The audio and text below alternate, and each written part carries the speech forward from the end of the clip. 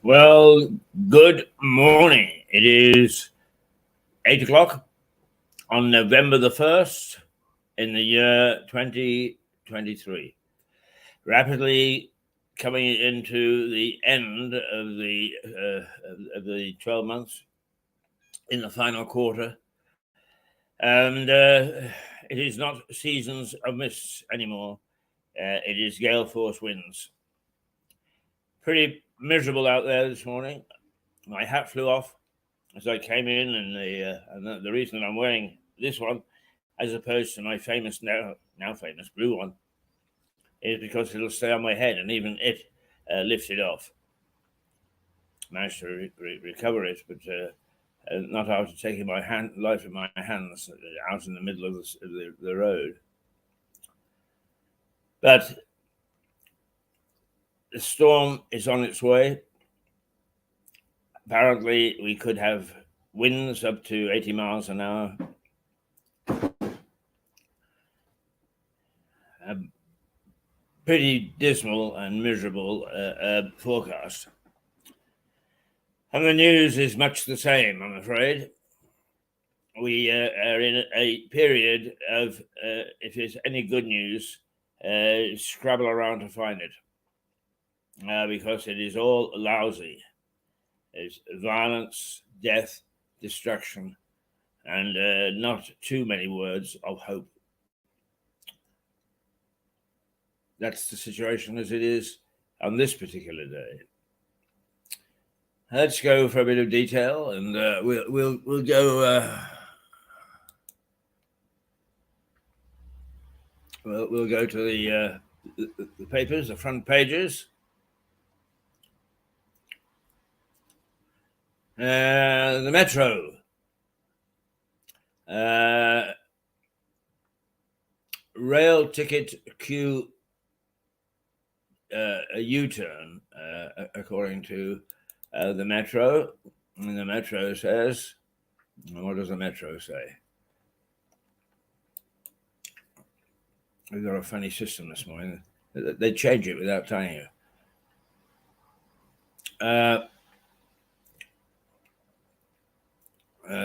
The Metro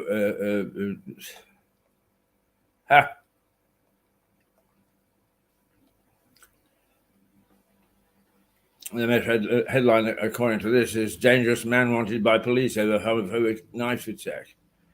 That's not what the headline says. Let's see if we can find the true headline, the true truth. Because we mustn't go away without telling you the truth.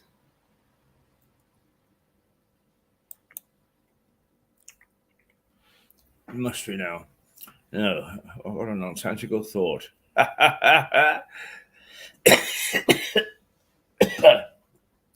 Very difficult to determine what is the truth and what's not anymore. The COVID inquiry ended up in a shouting match between Dominic Cummings and a few other people.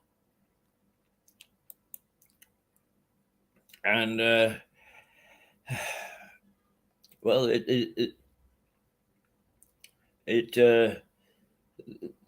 the Metro's front page says rail ticket Q-turn, but doesn't say much about the U-turn itself. Well, let's see. Wednesday's front pages are dominated by revelations from the COVID inquiry. The newspaper focuses on diary entries for the UK's former chief scientific advisor, Sir Patrick Vallance, in which he wrote that former Prime Minister Boris Johnson allegedly thought that old people should accept their fate. Oh, Boris, don't undermine my faith in you. Oh, dear, oh, dear, oh, dear. We can give you a run around the block several times as the people on this station. Right? Where are your youngsters? Where are you middle-aged, for that matter? Right? And I don't know if it's Jan Muir or some columnist writing in one of the papers says it's absolutely right that you should think of yourself. Well, BS to that. That's the type of thinking that is getting us into trouble. We've got to start to think community. We've got to start to think society. Because otherwise we are going to be in a bigger mess than we are already. The Times. Starmer threatens shadow ministers who call for a Gaza ceasefire. Wow. Now that's a bit of a... The Times focuses on the same line from the COVID inquiry, as well as covering a number of other stories on its front page, including King Charles' visit to Kenya and Labour leader Sir Keir Starmer's threats to his shadow minister to stop calling for a ceasefire in Gaza. Keir Starmer is instead calling for a humanitarian pause in Israel. That's what the paper says. The Daily Express revealed orgy of narcissism at the heart of COVID. Yes, that sounds more like the impression that I'm getting. Narcissistic is a mild word for it, I think. Daily Express also focuses on the COVID inquiry and reports that former Prime Minister Boris Johnson described the chaos at the heart of Downing Street as an orgy of narcissism. Did I say it correctly? I think I did. Narcissism. The Daily Mail. Now Cummings feels the heat, it says. The Daily Mail says that Dominic Cummings was left squirming during Tuesday's COVID inquiry session after his explosive and expletive-riddled messages were read out. Gasps were heard in the room as one message was read aloud in which Mr. Cummings used a vile four-letter word to describe a former cabinet secretary. Whoa. Oh, Dominic.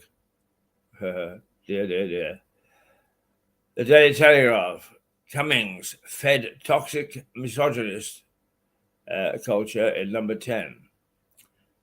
So what they're saying is Dominic Cummings was a misogynist. He didn't like the ladies. I wonder why.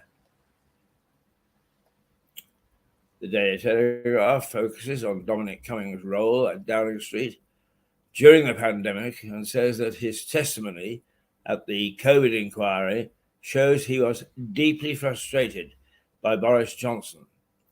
Cummings denied ever adding to the toxic atmosphere in government. The paper says he claims for the inquiry. The paper says claims for the inquiry. Its leading lawyer that he was misogynistic. Messages about a senior number 10 official. In response, Mr. Cummings told the inquiry that he was much ruder about men.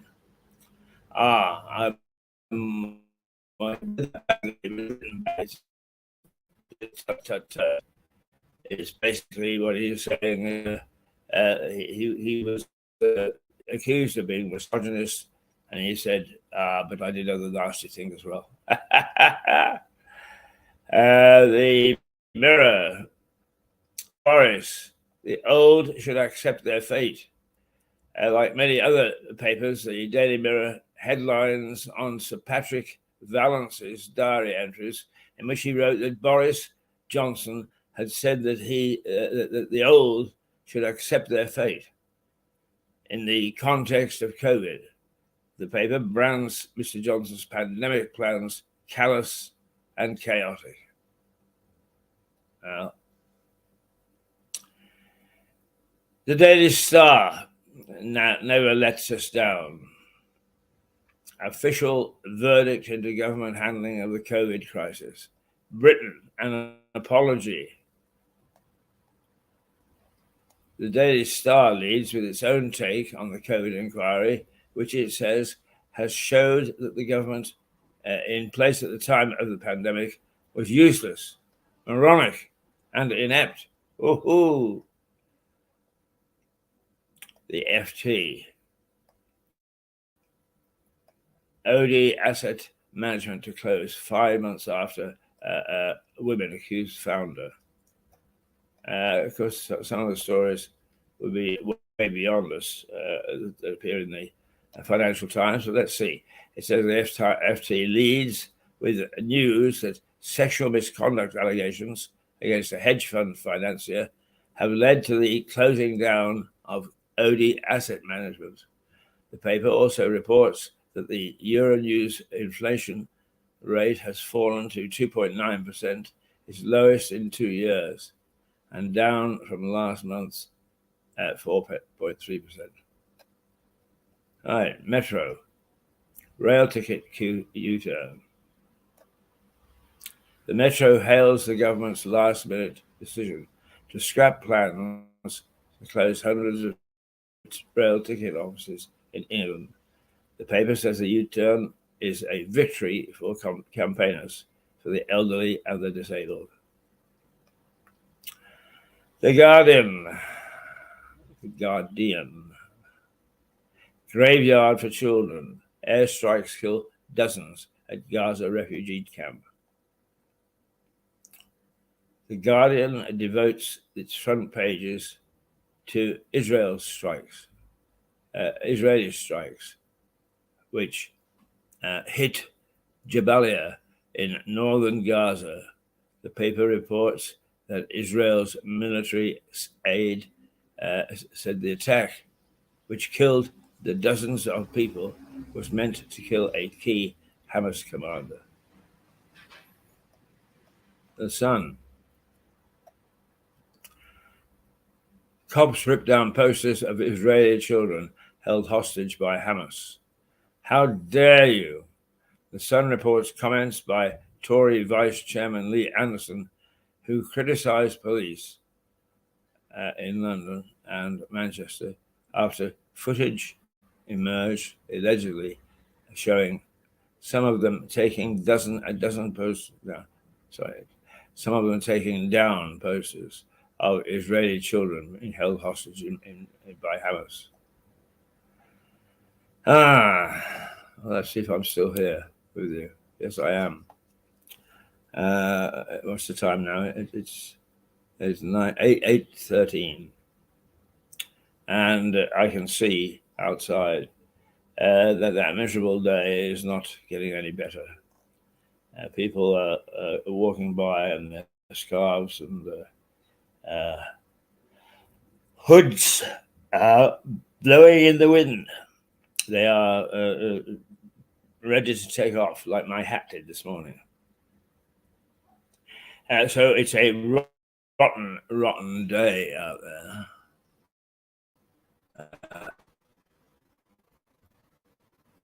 I think I'd better read the official forecast, hadn't I?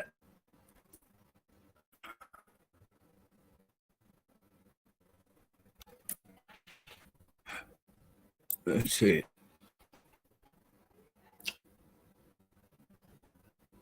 The system is morning. It's playing up today. I'm pretty sure that we're okay. I have no idea why we're having problems accessing some information. It's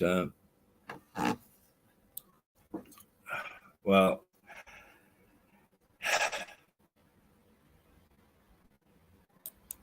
forgive me if we now sort of change the course of the show, and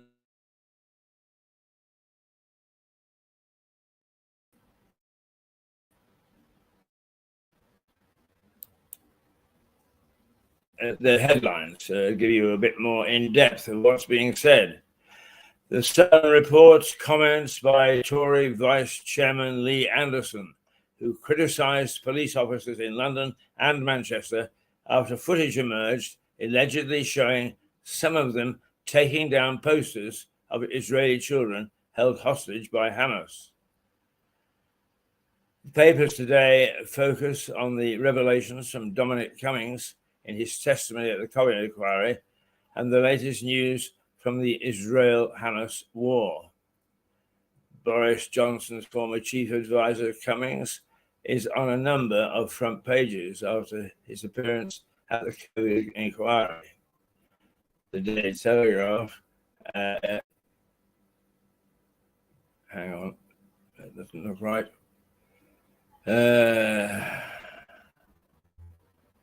Daily Mirror. Yeah, I thought so.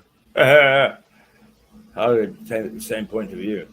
The Daily Mirror and the Eye highlight a diary entry by the then chief scientific advisor, Sir Patrick Vallance, who complained that Mr. Johnson was obsessed with older people accepting their fate and letting the young get their own and with their own lives. That's all very well. It is all very well. But I'd like to think that I'm making a contribution, and in some ways making a better contribution than some of the younger people. So why Boris would take that view, I don't know. It's a very archaic view. It's a view that was held in ancient societies. The old go to Valhalla, so let them die. Not at all a happy situation.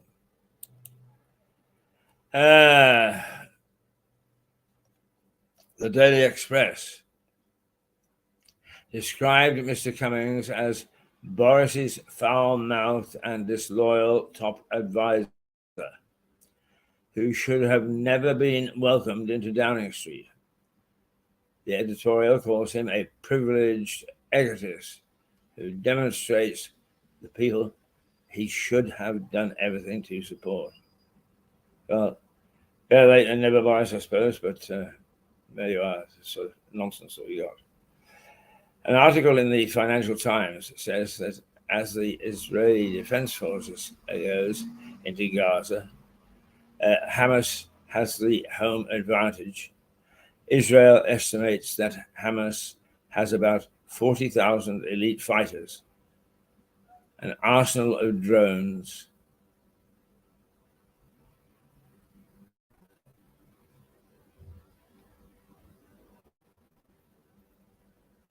right?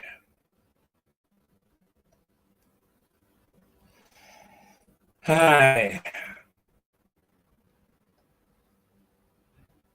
The Daily Telegraph highlights a warning from the directors of the FBI that Hamas poses the greatest terror threat since the defeat of the Islamic State group in Iraq and Syria. Christopher Wray says the war between Israel and Hamas could serve as inspirational to jihadists operating in the US and across the Western world.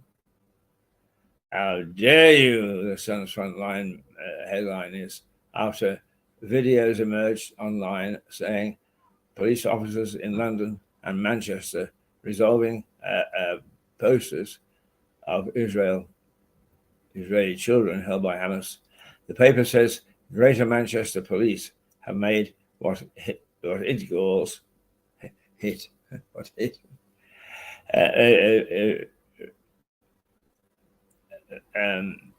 so the paper says Greater Manchester Police have made what it calls a grovelling apology, while the Met insisted it was taking steps to stop issues escalating.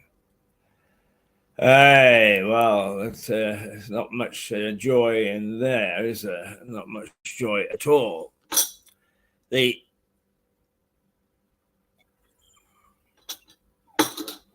To me, the key story of the morning is that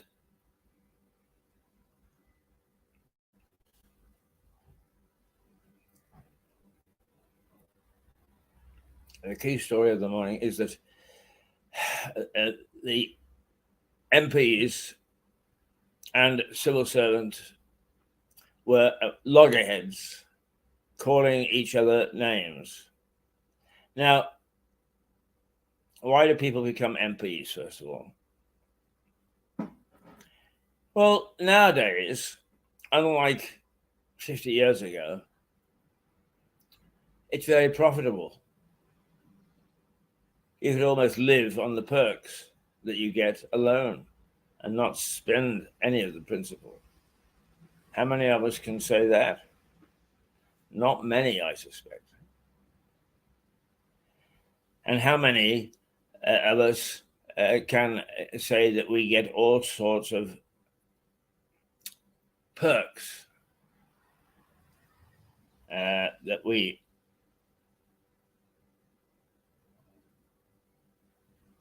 can enjoy, such as subsidized food? How many perks, such as subsidized booze? How many perks, such as subsidized travel? How many perks with able to have all sorts of things like bird baths paid for? And how many of us can get a perk that demonstrates that we are working harder than anybody else? Now, those are MPs, and at least they come to you and I every so often to say, can we carry on, because we're doing a great job, and we can be the arbiter of whether they're doing a great job or not. But there are others, such as those in the Whitehall, who really aren't worth tuppence. And what do they get? An honour. They get to become a sir, or even a lord. They get to wear crosses and medals, which means something, at least did mean something.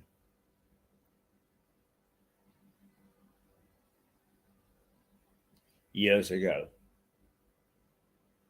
But now we're faced with my idea of how well somebody has done is the higher the honor, the worse he was when he was in office or in work. We seem to give rewards to everybody. People who have been a complete and utter disaster in their endeavor. Okay, there are other people who are complete and utter disasters and do things anyway because they think they can, as opposed to what they think they are. It's basically, if we're going to honor and give knighthoods, peerages, OBEs, MBEs, if we're going to come out like confetti, it devalues not only them, but also the person who gets them, what they really did for their society. And the answer for a lot is not very much. I occasionally do a little bit of work at the local district council. And I'm surrounded by these people and seeing just how it is that they operate. Tuck a piece of paper under your arm, stride around the office, slap somebody on the back, and then when you're ready to have your thoughts and ideals monitored, you can't find a civil servant anywhere. It's just not on. And while I'm not terribly keen on seeing some of the protests that take place right this very minute, I'm afraid that the other people that are now geared or supposedly geared to institute these sort of things. So they do it and we're the arbiter. And it is too frequent that in being the arbiter, nobody bothers to go and say, let us institute reform. They never do. It's very, very sad. I can hear the wind outside. I can hear the wind. It's a rotten, rotten day and getting worse. I'm not sure. Strangely, it's not getting terribly cold. It's the same, more or less. The way that we've got the present situation here on this station to recognise worth and to have a go when people get it wrong, even though people would say to you, oh, no, you can't say that. Well, you can and you should. Because unless people at the top start to behave well, the people at the bottom have every right to either ignore them or challenge them or ask that they shouldn't be paid. Ooh. The sort of things that happily are imposed by these people on us and without any great reward for what we do.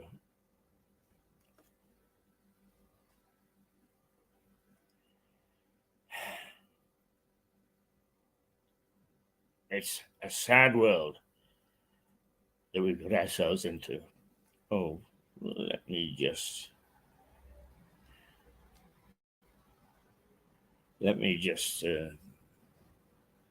find something somewhere to calm the mood,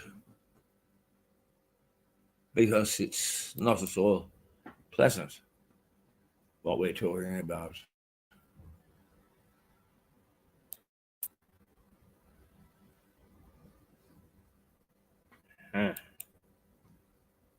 Well, can't show you that.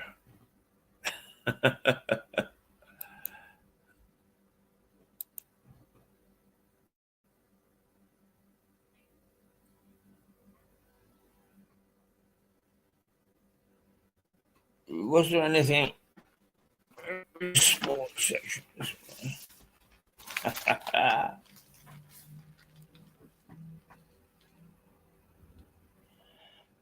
Socks and tops are too tight, moan the players.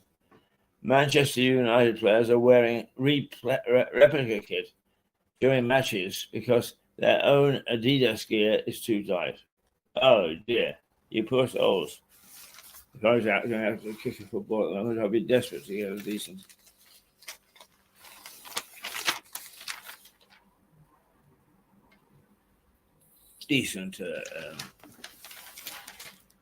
new. Forgive me. I'm just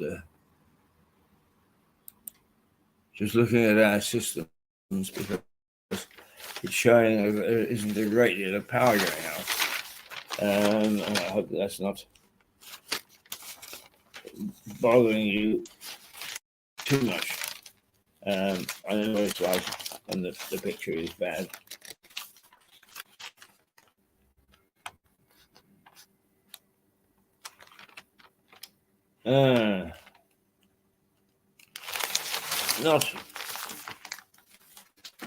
not a great deal.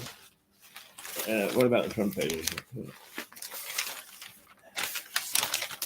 Oh, here's the bit that I object to. It's a woman called Jan Moore, Moir, and she's writing in the Mail, and she says, "Top marks to Marks and Spencer's for Christmas." An ad that says you can put yourself first. Well, that's to me that's a negative statement, isn't it? She says,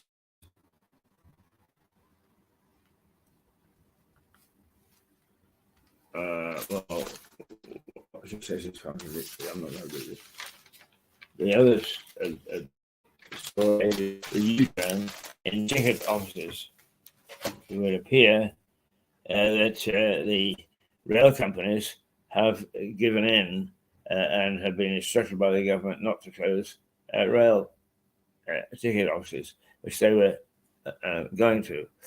And one commentator says what that means is that we're not going to be subject to just mechanics, just machines operating. The railways would have been, and I understand it a little bit, why the unions are dealing so badly. What do? You get onto a train, automated ticket checker. You go to get a ticket, automated ticket dispenser. When you actually get to see anything, automated platform operators and cameras. It's right. They not slither into everything that we do relying upon machines. I yesterday was instructed by an app that I should get code which I could then fill in on a form on a bank, and the thing online that I was going to buy, which was costing 10pence, would be made available to me. But whenever I tapped the link, it took me somewhere else. And whenever I eventually got to my bank, fill in this code, you fill in the code. It then takes you to something else where you've got a private number. Put a private number. Then you're asked to give your email address. And then another code is sent to the email address.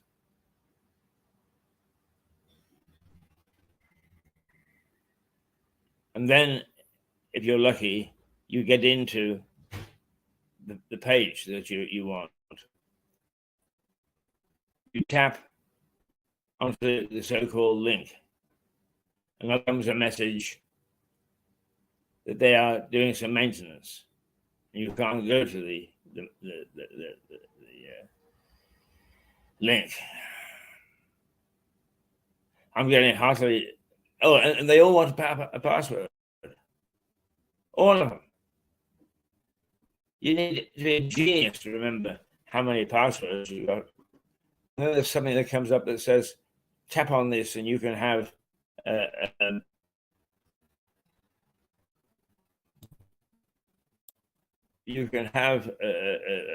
one code word or pass for everything. And the next thing is an article saying if you do this, you make yourself vulnerable to people getting hold of your passwords. It's all gone too far. Keep it simple. Keep it simple, stupid. The KISS principle. why we are getting ourselves into such a situation and permitting it.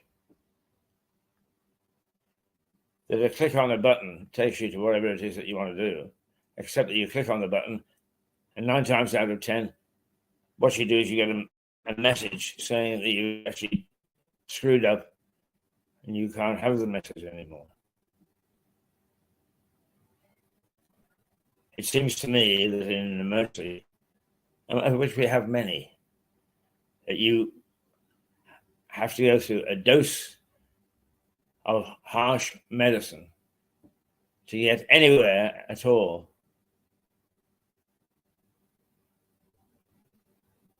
Towards resolving what it is that you want to resolve. It's just gone too far. It's gone too far. I'm going to rest my vocal cords for a minute or two.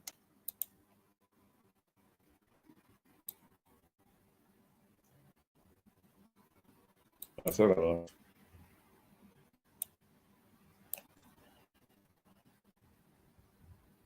I think the internet is back up this morning.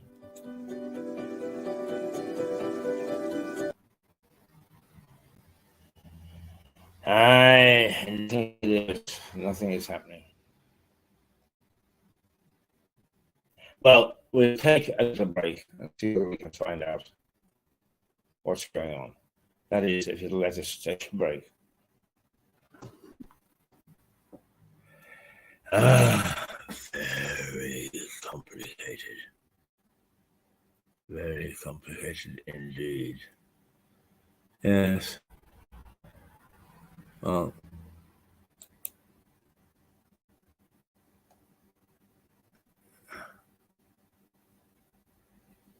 nothing is happening. Absolutely nothing. Oh, I didn't cut you off. No, I didn't. Never mind. I'm going to find a way out of this.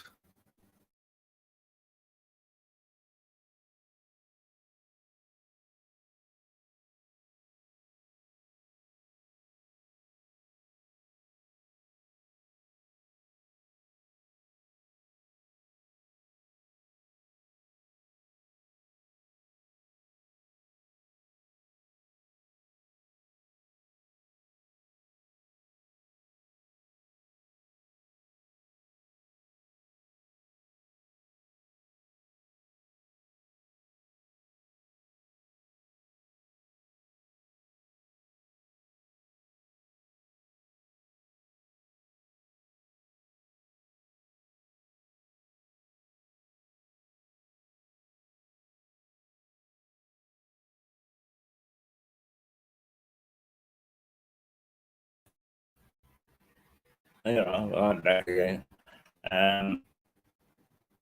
Difficult to say why these things go wrong.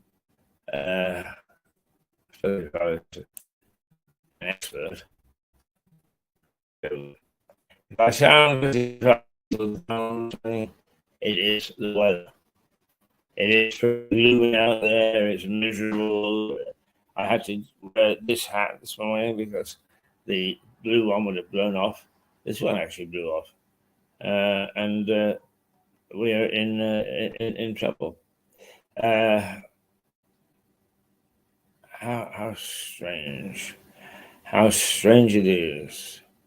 Let's go to the park.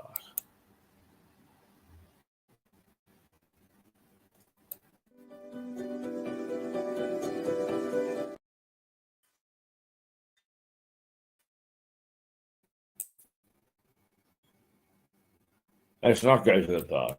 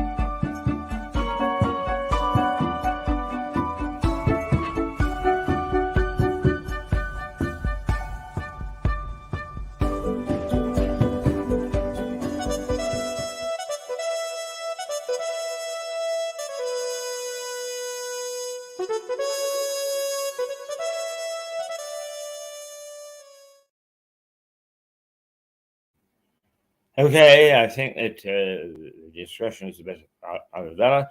What we'll do is we'll take our break now at 8:41 on the 1st of November 2023. We'll be back at the top of the hour, and later on, you've got the joys of plenty of henty. Boy, John, we need you today. Believe me, we need you. Let's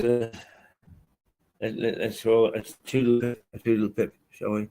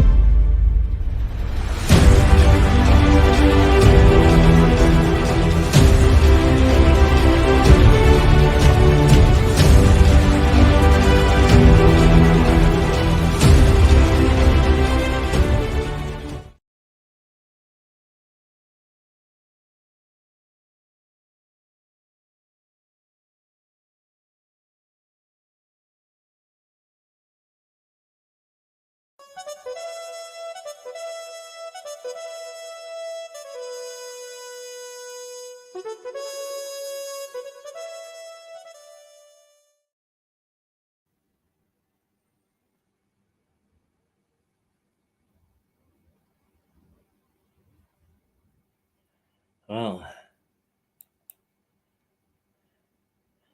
it says that we're having trouble connecting.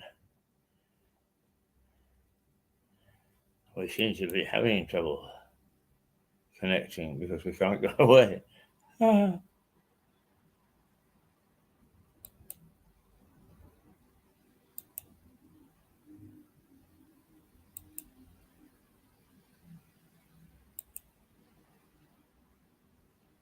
Oh, it's there. It says it's working. Let's try something else, shall we?